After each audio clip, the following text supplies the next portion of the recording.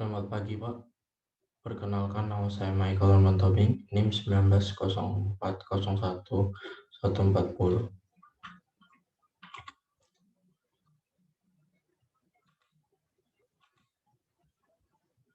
Pada kesempatan kali ini, saya akan menjelaskan mengenai bab 7 yang memiliki judul Dimensi Analisis, Similitude, dan Modeling yang berada pada buku Munson edisi ke-7.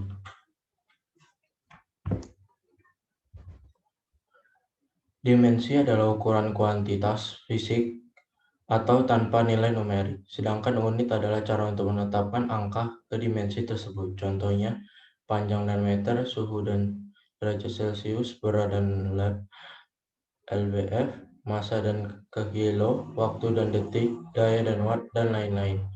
7 dimensi utama adalah massa, panjang, waktu, suhu, arus listrik, jumlah cahaya, dan jumlah materi. Signifikansi mereka adalah bahwa semua dimensi lain dapat dibentuk oleh kombinasi ketujuh dimensi utama ini. Berikut adalah tabel dimensi-dimensi yang berkaitan dengan besaran-besaran fisik yang umumnya. Saya akan memberikan beberapanya. Contohnya percepatan. Pada sistem FLT dan memiliki rumus LT-2, sedangkan pada sistem MLT memiliki rumus sama yaitu LT-2. Sedangkan pada sudut memiliki rumus yang berbeda. Pada sistem FLT memiliki F0 L0 T0, sedangkan pada sistem MLT yaitu M0 L0 T0. Sedangkan pada percepatan sudut, sistem FLT dan sistem MLT memiliki rumus yang sama yaitu T⁻². Pada kecepatan sudut juga sistem FLT dan sistem MLT memiliki rumus yang sama yaitu T⁻⁻1. Dan seterusnya. Baik, pada slide berikutnya, di sini kita akan membahas Daylight P. Bankham. Jika persamaan yang melibatkan variabel K secara dimensi homogen itu dapat dikurangi menjadi hubungan di antara produk tanpa dimensi independen, yaitu KR, di mana merupakan jumlah minimum dimensi referensi yang diperlukan untuk menggambar variabel. Dalam Daylight P. Banker, besaran-besaran dapat diatur dalam NM pada parameter tanpa dimensi yang bebas. Contohnya, U1 sama dengan F, buka kurung, U2, U3, bla bla bla, sampai ketemu rumusnya itu adalah UK, tutup kurung. Dimensi variabel di sisi kiri tanda sama dengan harus sama dengan dimensi dari sisi istilah yang berdiri dengan sendirinya di sisi kanan tanpa yang sama. Jika N1, N2, bla titik menunjukkan kelompok tanpa dimensi dari besaran U, maka P1 sama dengan buka kurung P2, P3, bla bla bla, P K kurang R, tutup kurung. Pada slide berikutnya adalah metode pengulangan variabel atau teoremi P. Banker, yang dimana ada 8. Yang pertama adalah buat daftar semua variabel yang terlibat dalam masalah. 2. Ekspresikan setiap variabel dalam bentuk dimensi dasar. 3. Tentukan jumlah suku pi yang dibutuhkan. 4. Pilih jumlah variabel yang berulang di mana jumlah yang dibutuhkan sama dengan jumlah dimensi referensi atau biasanya sama dengan jumlah dimensi dasar. 5. Bentuk suku pi dengan mengalihkan salah satu variabel tidak berulang dengan hasil kali variabel berulang, masing-masing dipangkatkan menjadi eksponen yang akan membuat kombinasi tanpa dimensi. 6. Ulangi langkah 5 untuk masing-masing variabel tidak berulang yang tersisa.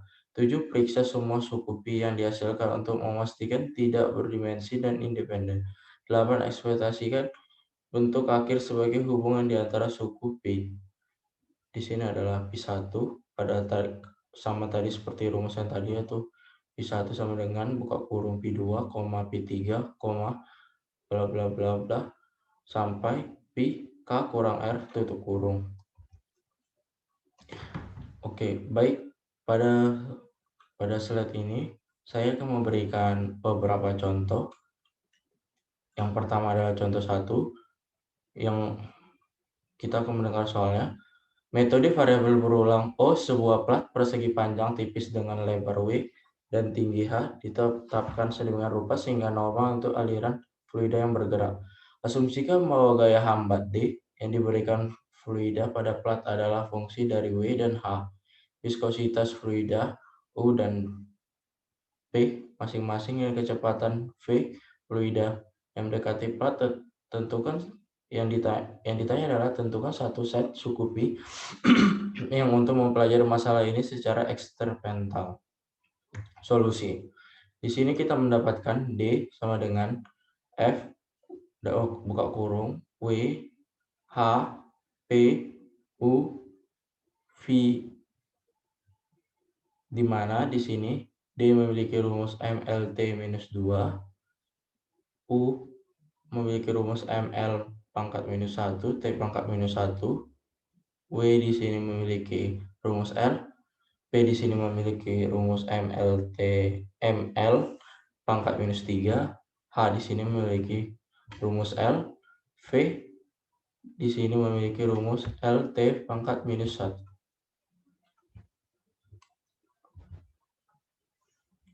Di sini kita akan mencari pertama Pi1. Kita masukkan rumus D, W pangkat A, V pangkat B, P pangkat C, di mana yang sudah kita lihat tadi, di mana masing-masing variabel memiliki rumusnya masing-masing. Baik, di sini kita memasukkan rumus D. Rumus D itu adalah MLT pangkat minus 2. Kita kalikan W yang memiliki rumus memiliki rumus L. Karena di sini W pangkat A, maka kita taruh di sini L pangkat A dikali V pangkat B. V pangkat B memiliki rumus LT pangkat minus 1, maka kita pangkatkan lagi B. Di sini V pangkat C, maka kita kalikan ML pangkat minus 3 pangkat C sama dengan M0, L0, T0. Di sini kita memiliki rumus M.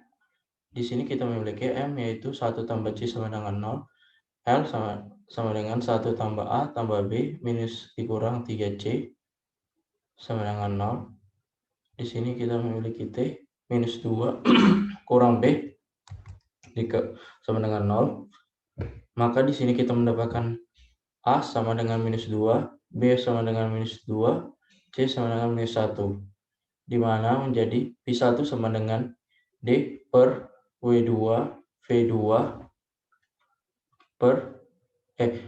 di mana Pi1 sama dengan D per W pangkat 2 V pangkat 2 kali P.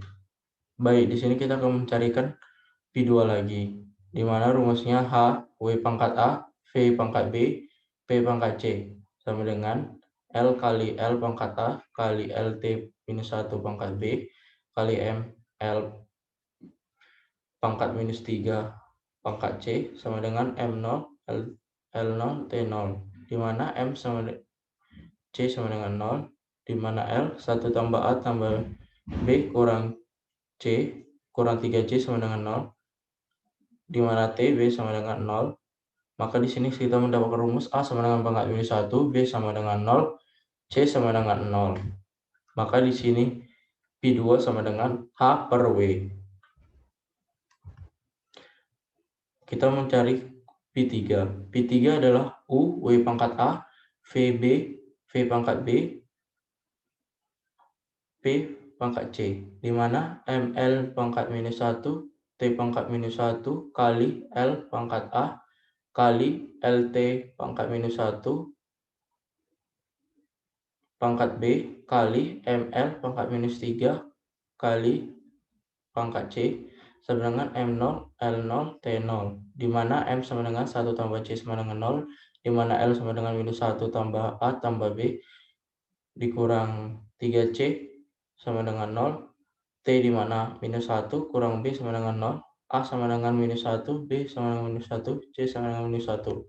Maka kita mendapatkan P3 sama dengan U per W VP. Maka di sini kita mendapatkan P1 menjadi P2, P3 sampai menjadi D per W2 V2 kali V sama dengan dalam kurung H per W, U per W kali V kali P. Oke, kita mau masuk ke contoh 2, yaitu tuliskan dimensi perimanan konstan gas ideal universal RU. Dalam kurung petunjuk gunakan hukum gas ideal. Vp sama dengan nR2, di mana P adalah tekanan, V adalah volume, T adalah suhu absolut, dan N adalah jumlah mol gas. Penyelesaian. Dimensi utama konstan gas ideal universal, di mana RU sama dengan pressure kali volume per mol kali temperatur, di mana M per T kuadrat kali L kali L pangkat 3 per N kali T. Maka di sini kita mendapatkan ML pangkat 2 per T kuadrat kali T kali N. Atau dapat dalam bentuk eksponen, yaitu RU sama dengan M pangkat 1, L pangkat 2, T pangkat minus 2, T pangkat minus 1, N pangkat minus 1. Oke, pada contoh soal ketiga, yaitu aliran dengan hanya satu suku PI 0, asumsikan bahwa gaya hambat D yang bekerja pada variabel bola yang jatuh dengan sangat lambat melalui fluida kental adalah fungsi dari diameter partikel D, kecepatan variabel V, dan viskositas fluida U. Tentukan dengan bantuan analisis dimensi bagaimana gaya hambatan bergantung pada kecepatan variabel. Di sini memiliki solusi, yaitu D sama dengan F kali dalam kurung D V, D, V, U. Maka di sini yaitu rumus D sama dengan F, P sama dengan ML T pangkat minus 3, D sama dengan L, V sama dengan L T pangkat minus 1, U sama dengan FL pangkat minus 2 kali T, di mana P1 sama dengan D per U VD sama dengan C, sehingga D sama dengan CU VD, maka D tidak sama dengan V. Sekian dan terima kasih. Bila ada salah kata maupun salah kalimat pada slide ini, mohon maaf. Saya ucapkan selamat pagi.